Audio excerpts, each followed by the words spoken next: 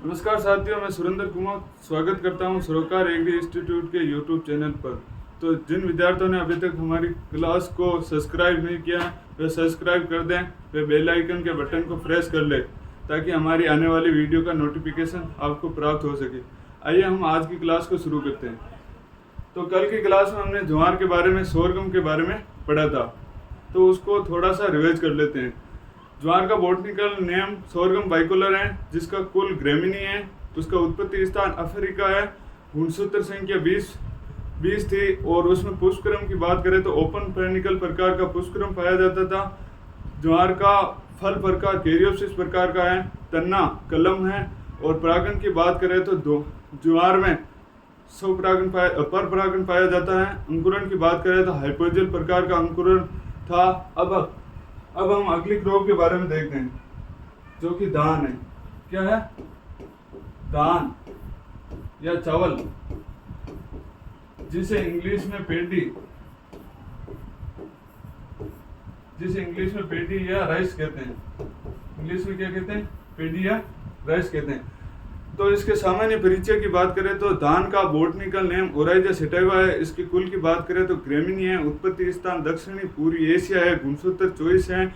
और पुष्पक्रम की बात करें तो धान का पुष्पक्रम पेनिकल प्रकार का पुष्पक्रम पाया जाता है। फल प्रकार की बात करें तो धान में कैरियोप्सिस प्रकार का फल प्रकार पाया जाता है। तन्ना कलम होता है। परागण की बात करें तो धान में स्वपरागण पाया जाता है। कौन सा परागण पाया जाता है? स्वपरागण पाया जाता है। अंकुरण हाइपोजेल प्रकार का होता है। प्रोटीन की बात करें तो 6 से 7% प्रोटीन पाई जाती है। कितने प्रतिशत? 6 से 7% प्रोटीन पाई जाती है। और 2.5% वसा पाई जाती है। कितने प्रतिशत वसा पाई जाती है? 2.5% वसा पाई जाती है। अब हम चलते हैं अपनी पीडीएफ पर। तो धान, जिसे इंग्लिश में क्या कहते हैं? पेडी। इंग्लिश में क्या कहते हैं? पेडी कहा जाता है। धान के बॉटनिकल नेम या वैज्ञानिक नाम की बात करें तो ओराइजा सेटाइवा। क्या है? Oryza sativa. धान के कुल की बात करें तो धान में ग्रेमिनी या पोएसी प्रकार का परिवार धान के कुल की बात करें तो पोएसी है। और गुणसूत्रों की संख्या की बात करें तो गुणसूत्र 24 पाए जाते हैं। इसकी उत्पत्ति स्थान की बात करें तो धान का उत्पत्ति स्थान दक्षिणी पूर्वी एशिया है। और पुष्पक्रम की बात करें तो धान का पुष्पक्रम पेनिकल है। क्या है? पेनिकल। और धान के फल प्रकार की बात करें तो धान में कैरियोप्सिस प्रकार का फल प्रकार पाया जाता है। कौन सा? कैरियोप्सिस प्रकार का फल प्रकार पाया जाता है। धान के तने को क्या कहते हैं? कलम। क्या कहते हैं? कलम कहा जाता है। परागण की बात करें तो परागण स्वपरागण पाया जाता है। धान में परागण स्वपरागण पाया जाता है। धान में कौन सा परागण पाया जाता है? स्वपरागण पाया जाता है। अंकुरण की बात करें तो अंकुरण हाइपोजेल प्रकार का होता है। धान में अंकुरण हाइपोजेल प्रकार का होता है। प्रोटीन 6 से 7% होती है। प्रोटीन कितनी प्रतिशत होती है? 6 से 7% होती है। जो कि धान में पाई जाने वाली प्रोटीन को ओराइजिन प्रोटीन कहा जाता है। क्या कहा जाता है? ओराइजिन प्रोटीन कहा जाता है। क्या कहा जाता है? ओराइजिन प्रोटीन कहा जाता है। धान में वसा की बात करें तो 2.5% वसा पाई जाती है। कितने प्रतिशत वसा पाई जाती है?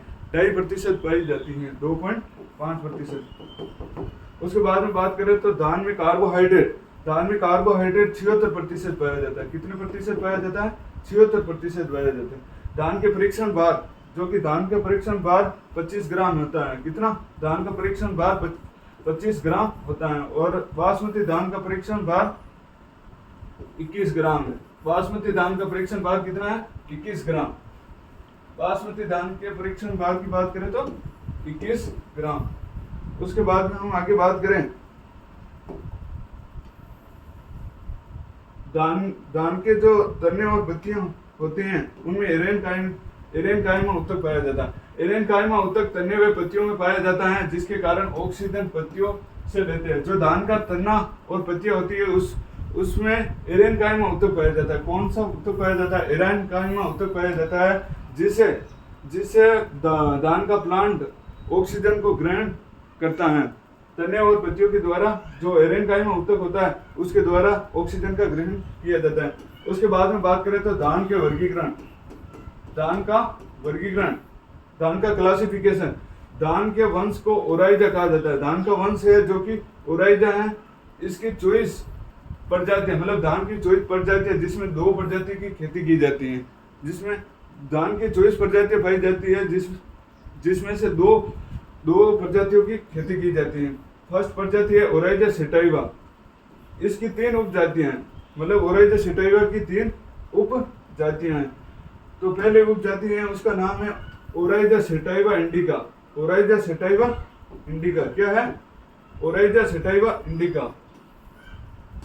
इंडिका से सीधा पता चल रहा है कि भारत में उगाया जाता है। कहाँ उगाया जाता है? ओराइजा सेटाइवा को भारत में उगाया जाता है। ओराइजा सेटाइवा जेपोनिका से सीधा पता चलता है कि जापान में उगाया जाता है। कहाँ पर उगाया जाता है? जापान में उगाया जाता है। तीसरी है जो कि ओराइजा सेटाइवा जावानिका। ओराइजा सेटाइवा जावानिका जिसे इंडोनेशिया में उगाया जाता है। कहाँ उगाया जाता है?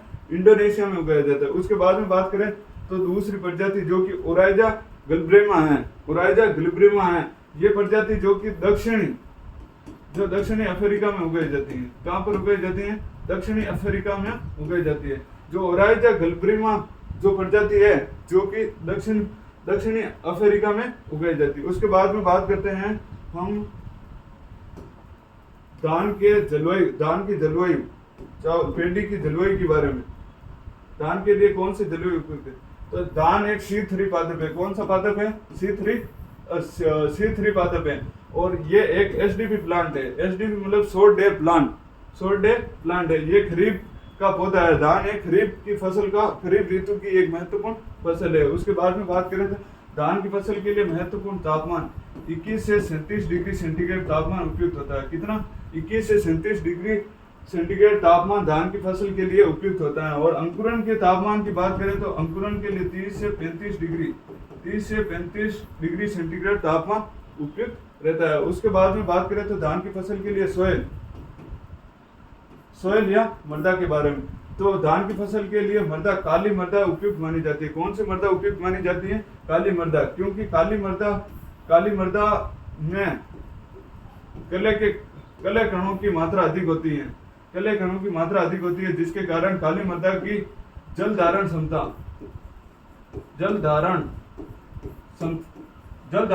अधिक होती है। काली मृदा की जल धारण क्षमता अधिक होती है। उसके बाद में बात करें तो धान की फसल के लिए pH मान। धान की फसल के लिए pH 4 से 6 होती है, जो कि 4 से 6 होती है। चाय की खेती के लिए भी 4 से 6 pH मान होता है। मतलब धान की फसल के लिए 4 से 6 pH मतलब हल्की अम्लीय मृदा धान की फसल के लिए उपयुक्त होती है। उसके बाद में हम आगे बात करें तो धान की फसल के लिए बीज दर और बीजोपचार। धान की फसल के लिए बीज दर कितनी रखते हैं उसके बारे में। सामान्य बीज दर की बात करें तो 100 किलोग्राम प्रति हेक्टेयर बीज की आवश्यकता होती है। सामान्य बीज दर या छिड़काव विधि की बात करें तो 100 किलोग्राम प्रति हेक्टेयर बीज की आवश्यकता होती है। उसके बाद में सीडलिंग के द्वारा बुआई की जाती है। उसमें 40 से 50 किलोग्राम प्रति हेक्टेयर बीज की आवश्यकता होती है। कितनी? 40 से 50 किलोग्राम प्रति हेक्टेयर बीज की आवश्यकता होती है। उसके बाद में बात करते हैं बीज की गहराई 2 से 3 सेंटीमीटर। बीज की गहराई कितनी? 2 से 3 सेंटीमीटर उपयुक्त रहती है। धान की फसल के लिए R/B की बात करें तो 20 × 10 सेंटीमीटर रखी जाती है। धान की फसल के लिए जैव उर्वरक। धान की फसल के लिए कौन कौन से जैव उर्वरक उपयुक्त हैं? तो एजोला और बीजी है। एजेक्टोबैक्टर का उपयोग बिना पानी वाले धान की खेत में किया जाता है। मतलब अपने जहाँ पानी की कमी पाई जाती है उन क्षेत्रों में धान की खेती करने के लिए हमें कौन से जैव उर्वरक का प्रयोग किया जाना चाहिए? तो एजेक्टोबैक्टर जैव उर्वरक का प्रयोग किया जाना चाहिए। किसका उपयोग किया जाना चाहिए? एजेक्टोबैक्टर जैव उर्वरक का प्रयोग किया जाना। उसके बाद में बात करते हैं तो बुआई का समय, मतलब किस प्रकार से बुआई करते हैं। धान की फसल के लिए किस प्रकार से बुआई करते हैं? तो धान की फसल में 3 प्रकार से बुआई की जाती है। अस, अमन, बोरो। क्या है? अस, अमन, बोरो। जिसकी बुआई की बात करें तो अस की बुआई मई जून में की जाती है और कटाई सितंबर अक्टूबर में की जाती है। अमन की बात करें तो जून जुलाई में इसकी बुआई की जाती है और नवंबर दिसंबर में इसकी कटाई कर ली जाती है। बोरो की बात करें तो नवंबर दिसंबर में इसकी बुआई की जाती है और मार्च अप्रैल में इसकी कटाई कर ली जाती है। सेक्टर की बात करें, यहाँ एक आपको पॉइंट ऐड कर लेना है सेक्टर। तो अस से आपको सीधा पता चल रहा है आसाम। क्या? आसाम। इसे आसाम में मतलब इस प्रकार की बुआई की जाती है। अमन की बात करें तो संपूर्ण भारत, अपने ऑल इंडिया की बात करें, ऑल इंडिया की बात करें तो ऑल इंडिया में अमन से इसकी बुआई की जाती है। बोरो की बात करें तो नवंबर दिसंबर मार्च अप्रैल में इसकी बुआई की जाती है, जो कि अपने पश्चिम बंगाल, कहाँ पर की जाती है, पश्चिम बंगाल, वेस्ट बंगाल। उसके बाद में बात करते हैं तो धान की फसल के लिए नर्सरी तैयार करना। धान की फसल के लिए नर्सरी तैयार करना, धान के 1 हेक्टेयर की रोपाई के लिए 1/10 या 10% भाग से नर्सरी तैयार की जाती है। तो धान के खेत के लिए मतलब धान की फसल के लिए खेत एवं नर्सरी का अनुपात 10:1 रखा जाता है, 10:1 रखा जाता है। उसके बाद में है नर्सरी बनाने की विधियां। नर्सरी बनाने की 2 विधियां हैं, जो कि गीली नर्सरी विधि और सूखी नर्सरी विधि। गीली नर्सरी विधि में 20 से 30 दिन बाद पौधे तैयार मतलब ट्रांसप्लांटिंग के लिए तैयार हो जाते हैं, और सूखी क्यारी में 25 से 30 दिन बाद ट्रांसप्लांटिंग के लिए पौधे तैयार हो जाते हैं। उसके बाद में बात करते हैं डेपोक विधि। डेपोक विधि ऐसे मतलब न्यू टाइप में आपकी क्वेश्चन पूछ सकता है कि डेपोक विधि किस में अपनाई जाती है, तो धान में अपनाई जाती है। कहाँ किस में अपनाई जाती है, धान में अपनाई जाती है। या IRRI अंतर्राष्ट्रीय धान अनुसंधान संस्थान, जो कि मिनिला फिलीपींस के द्वारा विकसित की गई है। मतलब जो कि अपनी डेपोक विधि है वो IRRI अंतर्राष्ट्रीय धान अनुसंधान संस्थान से अंतर्राष्ट्रीय अनुसंधान संस्थान मिनिला फिलीपींस के द्वारा विकसित की गई। ये एक नर्सरी तैयार करने की विधि है। जो डेपोक विधि है जो एक नर्सरी तैयार करने की विधि है। भारत में सर्वप्रथम और सर्वाधिक डेपोक विधि आंध्र प्रदेश में अपनाई जाती है। कहाँ पर अपनाई जाती है, AP आंध्र प्रदेश में अपनाई जाती है। उसके बाद में बात करें तो डेपोक विधि के क्षेत्रफल की बात करें तो 25 से 30 वर्ग मीटर क्षेत्रफल की आवश्यकता होती है। उसके बाद में बात करें पौधे स्थानांतरण मतलब ट्रांसप्लांटिंग के लिए पौधे डेपोक विधि में ट्रांसप्लांटिंग कितने दिनों बाद की जाती है, तो 11 से 13 दिनों बाद। कब की जाती है, 11 से 13 दिन बाद। 11 से 13 दिन बाद में धान की फसल में ट्रांसप्लांटिंग की जाती है। डेपोक विधि में बीज दर की बात करें तो 3 किलोग्राम प्रति वर्ग मीटर बीज की आवश्यकता होती है। उसके बाद में बात करें तो 1 हेक्टेयर क्षेत्रफल हेतु बीज दर मतलब जो अपनी डेपोक विधि है उसमें 1 हेक्टेयर हेतु बीज दर की बात करें तो 90 किलोग्राम प्रति हेक्टेयर, 90 किलोग्राम प्रति हेक्टेयर। उसके बाद में आगे बात करें तो डेपोक विधि से मृदा का प्रयोग नहीं किया जाता। जो अपनी डेपोक विधि है उसमें मृदा का प्रयोग नहीं किया जाता है, इसीलिए इसे मेटेटाइप नर्सरी कहा जाता है। क्या कहा जाता है, मेटेटाइप नर्सरी कहा जाता है। उसके बाद में बात करते हैं SRI विधि, धान की SRI विधि। धान की SRI विधि की बात करें तो SRI का पूरा नाम सिस्टम ऑफ राइस इंटिफिकेशन। उसके बाद में बात करते हैं तो इसके खोजकर्ता SRI विधि के खोजकर्ता कौन है, तो हेनरी डी लाउनिंग, जिसकी खोज 1983 में की गई मेडागास्कर में हुई थी। 1983 में कहाँ हुई थी, मेडागास्कर में हुई थी। उसके बाद में बात करें तो 1 हेक्टेयर के लिए क्षेत्रफल SRI विधि में एक हेक्टेयर के लिए क्षेत्रफल कितना रखा जाता है, तो 100 वर्ग मीटर रखा जाता है। कितना वर्ग मीटर, 100 वर्ग मीटर रखा जाता है। उसके बाद में बात करें तो SRI विधि के लिए बीज दर 6 से 8 किलोग्राम प्रति हेक्टेयर बीज की आवश्यकता होती है। 6 से 8 किलोग्राम प्रति हेक्टेयर बीज की आवश्यकता होती है। नर्सरी से पौधे स्थानांतरण मतलब ट्रांसप्लांटिंग SRI विधि के द्वारा ट्रांसप्लांटिंग कितने दिनों बाद की जाती है, 10 से 11 दिनों बाद। कब की जाती है, 10 से 11 दिनों बाद की जाती है। उसके बाद में आगे बात करें तो धान की फसल के लिए उर्वरक प्रबंधन। धान की फसल के लिए नाइट्रोजन युक्त उर्वरक की बात करें तो 80 से 120 किलोग्राम प्रति हेक्टेयर उर्वरक की आवश्यकता होती है। उसके बाद में बात करें तो फास्फोरस युक्त उर्वरक की बात करें तो 50 से 60 किलोग्राम प्रति हेक्टेयर उर्वरक की आवश्यकता होती है। पोटेशियम युक्त उर्वरक की बात करें तो 40 किलोग्राम प्रति हेक्टेयर उर्वरक की आवश्यकता होती है। जिंक सल्फेट जिसकी 25 किलोग्राम प्रति हेक्टेयर उर्वरक की आवश्यकता होती है। क्योंकि धान की फसल में हमारे जो एक रोग होता है वो खेरा रोग होता है, उसके निवारण के लिए जिंक 25 किलोग्राम जिंक 25 किलोग्राम प्रति हेक्टेयर की दर से प्रयोग किया जाता है। इस रोग के बारे में हम आगे पढ़ेंगे। उसके बाद में बात करें तो सिंचाई या इरिगेशन, धान की फसल के लिए सिंचाई मतलब धान की फसल के लिए जल मांग कितनी होती है उसके बारे में। धान की जल मांग की बात करें तो 900 से धान की जल मांग 900 से 2500 mm होती है। कितनी? 900 से 2500 mm होती है। धान के खेत में 5 सेंटीमीटर पानी भरा रहना चाहिए। जो धान का खेत है उसमें 5 सेंटीमीटर पानी भरा रहना चाहिए। कितने सेंटीमीटर पानी भरा रहना चाहिए? 5 सेंटीमीटर पानी भरा रहना चाहिए। यह पकाई मतलब धान की फसल की पकाई के 2 से 3 सप्ताह पूर्व इसको हटा देना चाहिए। मतलब धान की फसल में जो पानी भरा रहता है उससे पकाई मतलब धान की पकाई होने से पहले 2 से 3 सप्ताह पूर्व पानी को हटा देना चाहिए। उसके बाद में बात करते हैं धान की फसल में खरपतवार प्रबंधन। धान की फसल में खरपतवार प्रबंधन करने के लिए कौन कौन से शाकनाशी का उपयोग किया जाता है उसके बारे में।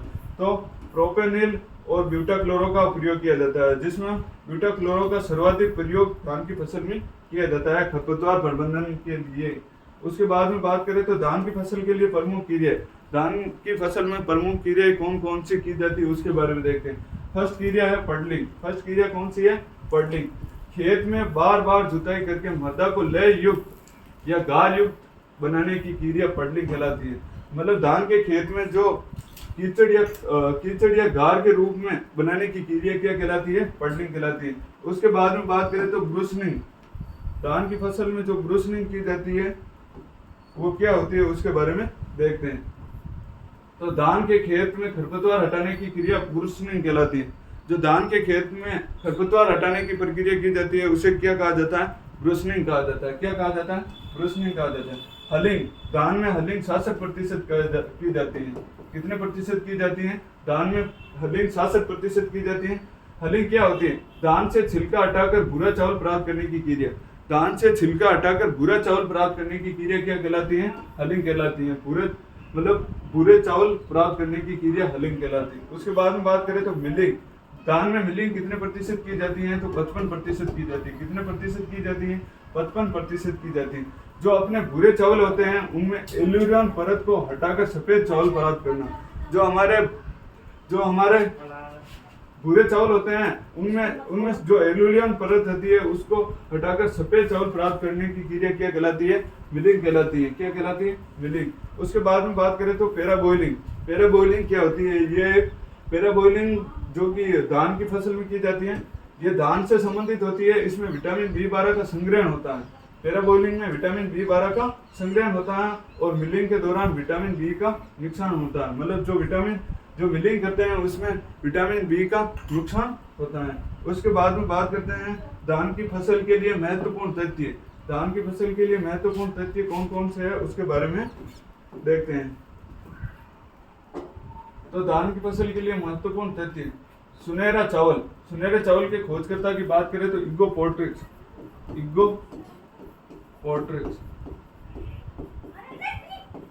धान की फसल के खोजकर्ता इगो पोर्ट्रिक्स है। इस चावल में विटामिन ए अधिक पाया जाता है। विटामिन ए से भरपूर होता है और इसमें विटामिन ए की कमी के कारण होने वाला रोग कौन सा रोग होता है? रतौंधी रोग। विटामिन ए की कमी से होने वाला रोग रतौंधी रोग है। इसीलिए रतौंधी रोग से ग्रसित व्यक्तियों को सुनहरा चावल का सेवन करना चाहिए। अगर विटामिन ए से ग्रसित रोग है या रतौंधी रोग से ग्रसित व्यक्ति है जिसे सुनहरे चावल का सेवन करना चाहिए। कौन से चावल का सेवन करना चाहिए? सुनहरे चावल का सेवन करना चाहिए। उसके बाद में बात करें तो सुपर धान के खोजकर्ता की बात करें तो डॉक्टर जीएस खुश है। कौन है? जीएस खुश। सुपर धान का आविष्कार करने का मुख्य कारण क्या था? तो सामान्य धान की उपज की बात करें, सामान्य धान की उपज से 25% उपज अधिक प्राप्त होती है। 25% उपज अधिक प्राप्त होती है। कितने प्रतिशत उपज अधिक प्राप्त होती है? 25% उपज अधिक प्राप्त होती है। उसके बाद में बात करें तो संकर शंकरदान ये सर्वप्रथम चीन में बनाया गया। शंकरदान सर्वप्रथम कहाँ बनाया? चीन में, जो कि 1970 में बनाया गया था। कब बनाया गया? 1970 में। जिसके खोजकर्ता की बात करें तो युआन लोंगपिन। शंकरदान के खोजकर्ता की बात करें तो कौन है? युआन लोंगपिन है। उसके बाद में भारतीय खोजकर्ता, मतलब शंकरदान की भारत में खोज किसने की? तो डॉक्टर ई ए सिद्दीकी। किसने की? डॉक्टर ई ए सिद्दीकी। उसके बाद में बात करें तो बासमती चावल के परीक्षण की बात करें तो अपने अभी ऊपर देखा था 21 ग्राम और सामान्य का 25 ग्राम था। तो इसमें सुंगन, मतलब बासमती जो चावल होते हैं उसमें सुंगन किसके कारण आती है? तो डाई एसिटाइल 1 पायरोलिन के कारण होती है। मतलब जो बासमती चावल होते हैं उनमें सुंगन डाई एसिटाइल 1 पायरोलिन के कारण आती है। डाई एसिटाइल 1 पायरोलिन के कारण होती है। बासमती चावल के परीक्षण भार सामान्य धान से कम होता है। जो बासमती चावल होता है उसका परीक्षण भार सामान्य परीक्षण भार से ज्यादा होता है। उसके बाद में बात करें तो किसमें? धान की फसल की वैरायटी। तो धान की फसल की वैरायटी बात करें तो 1961 में TN फर्स्ट विकसित की गई। उसके बाद में बात करें तो 1966 में IR8, जो कि सबसे पहली बोनी किस्म है। धान की सबसे पहली बोनी किस्म कौन सी है? तो IR8। उसके बाद में 1968 जो कि जया विकसित की गई है। ये भारत की सबसे पहली मध्यम बोनी किस्म है, जिसके खोजकर्ता कौन है? शास्त्री। डॉक्टर शास्त्री। उसके बाद में बात करें तो 1994 में APRH फर्स्ट, जो कि भारत की प्रथम संकर किस्म है। उसके बाद में 2010 में PRH10 जो कि बासमती चावल की प्रथम संकर किस्म। तो आपके न्यू टाइप में ये क्वेश्चन आ सकता है कि बासमती धान की प्रथम संकर किस्म कौन सी है? तो PRH10। कौन सी है? PRH10। उसके बाद में अन्य किस्मों की बात करें तो अन्य किस्मों में चंबल, उषा बासमती फर्स्ट और सेकंड। उसके बाद में बात करें लवणीय मृदा के लिए लुनेश्री और प्रथम उत्परिवर्तन किस्म। चावल की प्रथम उत्परिवर्तन किस्म की बात करें तो जगन्नाथ। कौन सी है? जगन्नाथ। उसके बाद में बात करें तो धान की फसल में मुख्य रूप से रोग कौन कौन से लगते हैं उसके बारे में हम देखते हैं। तो धान की फसल में प्रथम रोग है जो कि धान का ब्लास्ट रोग।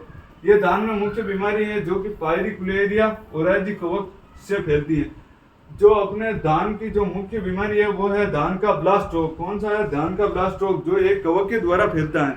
जो किसके द्वारा फैलता है? कवक के द्वारा फैलता है। उस कवक का नाम है पायरिकुलेरिया ओराइजी। क्या है? पायरिकुलेरिया ओराइजी। उसके बाद में बात करें तो भूरी पत्ती धब्बा रोग। क्या है? भूरी पत्ती धब्बा रोग, जो कवक के द्वारा होता है। किसके द्वारा होता है? कवक के द्वारा होता है। उस कवक का नाम है हेलिमेंथोस्पोरियम ओराइजी। क्या है? हेलिमेंथोस्पोरियम ओराइजी। भूरी पत्ती धब्बा रोग से धान में इस बीमारी के कारण 1943 में बंगाल में भयंकर अकाल पड़ा था, जो भूरी पत्ती धब्बा रोग के कारण हुआ था। उसके बाद में बात करें तो धान का खेरा रोग। धान में कौन सा रोग? खेरा रोग, जो हमने अभी उर्वरक प्रबंधन में पढ़ गया है कि जिंक सल्फेट का प्रयोग क्यों करते हैं। तो धान में खेरा रोग होता है, जिसकी निवारण के लिए हम जिंक सल्फेट का उपयोग करते हैं। धान में खेरा रोग जिंक की कमी से होता है। किसकी कमी से होता है? Zn, जिंक की कमी से होता है। इस रोग का पता सर्वप्रथम, जो अपने धान में खेरा रोग होता है, उस रोग का पता सर्वप्रथम डॉक्टर वाई एल नैन ने 1966 में पंतनगर उत्तराखंड में लगाया था। कहाँ लगाया था? पंतनगर उत्तराखंड में लगाया था। उसके बाद में बात करें तो धान का अगला रोग, जो कि धान का जीवाणु अंगमारी रोग। कौन सा रोग? धान का जीवाणु अंगमारी रोग। ये रोग जीवाणु के द्वारा फैलता है। किसके द्वारा फैलता है? जीवाणु के द्वारा फैलता है। उस जीवाणु के नाम की बात करें तो जेंथोमोनास ओराइजी जीवाणु के द्वारा फैलता है। जो हमारे धान में जो अंगमारी रोग, जीवाणु अंगमारी रोग होता है, जो जेंथोमोनास ओराइजी के द्वारा फैलता है। किसके द्वारा फैलता है? जेंथोमोनास ओराइजी के द्वारा। उसके बाद में बात करें तो 5 नंबर है, जो कि अपने धान का ट्रुगो रोग। धान का कौन सा रोग? ट्रुगो रोग, जो कि एक वायरस के द्वारा फैलता है। किसके द्वारा फैलता है? वायरस के द्वारा फैलता है। उसके बाद में बात करें तो धान का अकोची रोग। धान में जो आकोची रोग होता है वो किसके द्वारा होता है? तो हाइड्रोजन सल्फाइड की अधिकता के कारण। किसके कारण? Hydrogen sulphide. मतलब हाइड्रोजन सल्फाइड के रासायनिक नाम की बात करें तो H2S की अधिकता के कारण धान में आकोची रोग हो जाता है। धान में कौन सा रोग हो जाता है? आकोची रोग हो जाता है। उसके बाद में बात करें तो 7 नंबर, धान का बेगनी रोग। धान में जो बेगनी रोग होता है वो कवक के द्वारा होता है। किसके द्वारा होता है? कवक के द्वारा होता है। कवक का नाम है जिब्रेला फ्यूजियरिकाई। उसके बाद में बात करें तो धान में सफेद अंडा से रोग। धान में सफेद अंडा से रोग किसके कारण होता है? तो आयरन की कमी, Fe की कमी से होता है। किसकी कमी से होता है? Fe की कमी से होता है, आयरन की कमी से होता है। उसके बाद में बात करें तो कीट। धान में कीट कौन कौन से लगते हैं? तो धान में मुख्य रूप से पहला कीट है जो कि तना छेदक कीट है। कौन सा कीट है? तना छेदक कीट है। ये धान की फसल में और मक्का बाजरा में डेढ़ की समस्या करता है। मतलब धान मक्का और बाजरा की फसल में होता है जो कि तने में तने को खोखला बना देता है, जिसके कारण इसे डेढ़ की समस्या कहा जाता है। उसके बाद में बात करें तो गंधी बग। धान में जो दूसरा कीट लगता है उसका नाम है गंधी बग कीट। यह कीट दूधी अवस्था में हानि पहुंचाता है। जो अपने धान की फसल में जो गंधी बग कीट होता है जो दूधी अवस्था पर हानि पहुंचाता है। गोल मिर्च की बात करें तो गोल मिर्च इस कीट से ग्रसित पौधे प्याज की पत्तियों के समान हो जाते हैं। जो अपने गोल मिर्च होता है उसमें ये कीट लग जाने से अपने जो चावल का पौधा होता है उसकी पत्तियां होती है जो कि प्याज की पत्तियों के रूप में परिवर्तित हो जाती हैं। उसके बाद में बात करें तो धान की फसल के लिए उपज कितनी प्राप्त होती है? तो सामान्य उपज की बात करें तो 25 से 30 क्विंटल प्रति हेक्टेयर उपज प्राप्त होती है। कितनी उपज प्राप्त होती है? 25 से 30 क्विंटल प्रति हेक्टेयर उपज प्राप्त होती है। उसके बाद में बात करते हैं महत्वपूर्ण पर्सन धान की फसल में। आपके एग्रीकल्चर बीएससी का जो मतलब ये खरीफ वाला जो एग्जाम होगा उसमें 2 सेशन होंगे, जो कि फर्स्ट क्वेश्चन और 2 क्वेश्चन, दूसरा क्वेश्चन आएंगे जो कि फर्स्ट क्वेश्चन न्यू टाइप और दूसरे क्वेश्चन में खाली जगह आएगी। तो उनके लिए ये क्वेश्चन बहुत ही महत्वपूर्ण है। और आपके एग्रीकल्चर रिलेटेड कोई भी एग्जाम हो जैसे एग्रीकल्चर सुपरवाइजर, उनके लिए भी ये क्वेश्चन इम्पोर्टेंट होंगे। तो हम फर्स्ट क्वेश्चन की बात करें तो अस ऋतु में धान की बुआई का समय क्या है? तो अप्रैल मई। जो कि अस ऋतु में धान की बुआई की जाती है उसके लिए समय की बात करें तो अप्रैल मई में की जाती है। कब की जाती है? अप्रैल मई में की जाती है। बोरो धान मतलब जो कि बोरो धान है उसकी बुआई कब की जाती है? तो नवंबर दिसंबर में की जाती है। धान के पुष्पक्रम को क्या कहा जाता है? पेनिकल कहा जाता है। क्या कहा जाता है? पेनिकल कहा जाता है। क्या कहा जाता है? पेनिकल कहा जाता है। धान किस प्रकार का पौधा है? धान एसडीपी प्रकार का पौधा है। कौन से प्रकार का पौधा है? एसडीपी प्रकार का पौधा होता है। धान के लिए इष्टतम तापमान की बात करें तो धान के लिए इष्टतम तापमान कितना होता है? 30 से 32 डिग्री सेंटीग्रेड तापमान उपयुक्त रहता है। उसके बाद में बात करें तो चावल में हलिंग कितने प्रतिशत की जाती है? 67% की जाती है। और बिलिंग की बात करें तो बिलिंग 55% की जाती है। या बिलिंग 55% की जाती है। उसके बाद में बात करें तो धान के मतलब चावल में किस प्रकार का फल प्रकार पाया जाता है? तो कैरियोप्सिस प्रकार का पाया जाता है। किस प्रकार का पाया जाता है? कैरियोप्सिस प्रकार का फल प्रकार पाया जाता है। उसके बाद में बात करें तो चावल में व्यापक रूप से कौन सी नाइट्रोजन युक्त उर्वरक का प्रयोग किया जाता है? तो अमोनियम सल्फेट। कौन से उर्वरक का प्रयोग किया जाता है? अमोनियम सल्फेट में बात करें तो नाइट्रोजन और सल्फर की मात्रा, नाइट्रोजन 20% पाया जाता है और सल्फर की बात करें तो 24% पाया जाता है। उसके बाद में हम आगे बात करें तो चावल को उगाने के लिए आवश्यक मृदा या इष्टतम पीएच कितना होता है? तो 4 से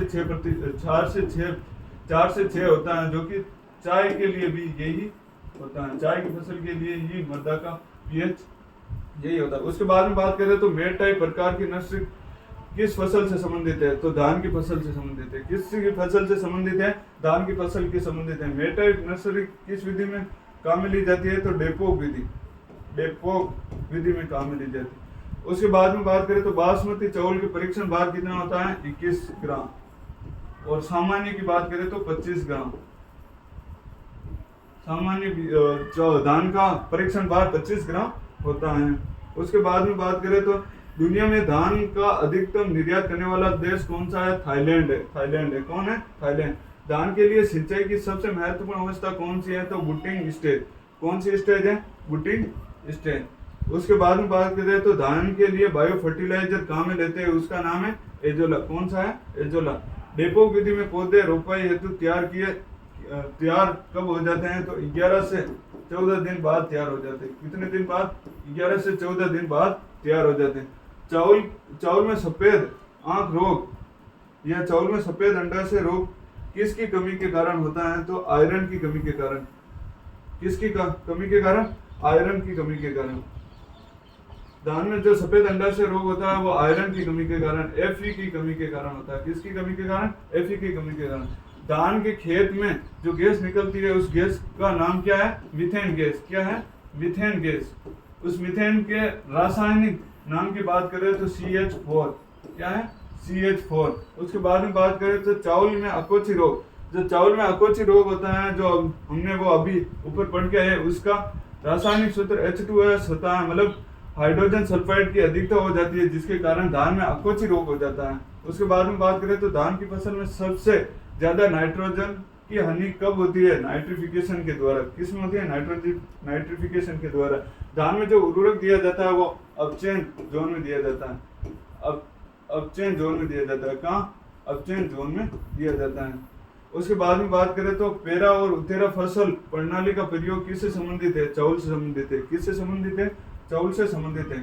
चावल में पेरा बॉइलिंग किस विटामिन के संरक्षण के लिए की जाती है? तो विटामिन B12 के संरक्षण के लिए की जाती है। विटामिन B12 के संरक्षण के लिए। किसके लिए? विटामिन B12 के संरक्षण के लिए की जाती है। उसके बाद में बात करें तो धान में डेपो विधि की बीज दर की बात करें तो 1.5 से 3 किलोग्राम प्रति वर्ग मीटर बीज की आवश्यकता होती है। प्रति वर्ग मीटर बीज की आवश्यकता। उसके बाद में बात करें तो धान की 1 हेक्टेयर हेतु डेपो विधि में बीज दर 1 हेक्टेयर हेतु सेक्टर की बात करें तो 25 से 30 वर्ग मीटर सेक्टर की आवश्यकता होती है। उसके बाद में बात करें तो भारत का चमत्कारी चावल कौन सी है? तो जया है। कौन है? जया, जिसे अब 1968 में विकसित किया गया। कब विकसित किया गया? 1968।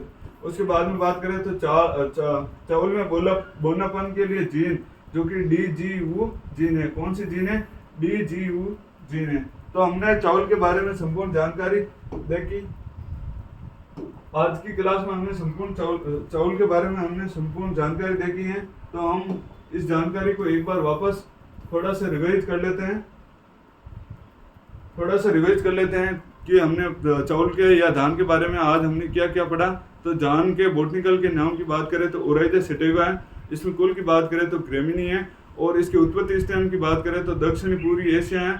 और इसमें सेक्टरफल की बात करें तो मतलब इसमें गुणसूत्रों की संख्या की बात करें तो गुणसूत्र 24 हैं। और पुष्पक्रम की बात करें तो पेनिकल प्रकार का पुष्पक्रम पाया जाता है। फल कैरियोप्सिस प्रकार का होता है।